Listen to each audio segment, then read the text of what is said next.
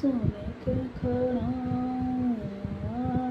दशरथ चुटुर चुटुर चल है।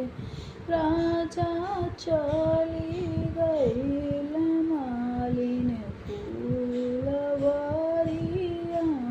तो फूल लोढ़न होती हो। मालिनी ऐसन सुंदर बेलिया काहे हो निरफल हो।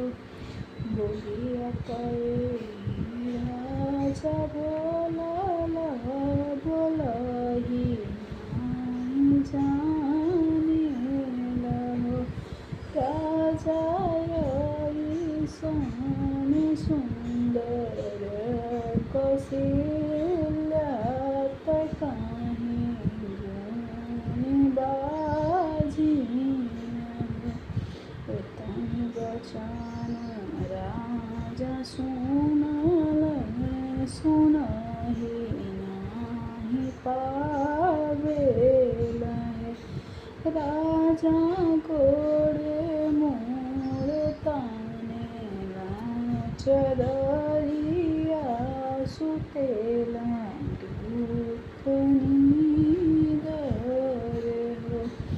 बैठी जगावेली कौशल्या रानी सुनी राजा दशरथ हो।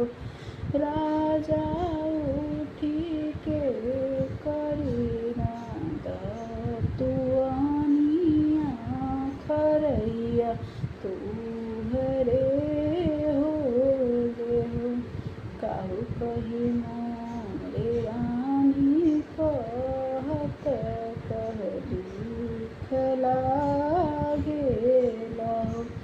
रानी जतिया कहिना है मलिनिया कहेले तू के बाजिन हो। तनि बचन रानी सुनली सुनहि नाही पावेली हो।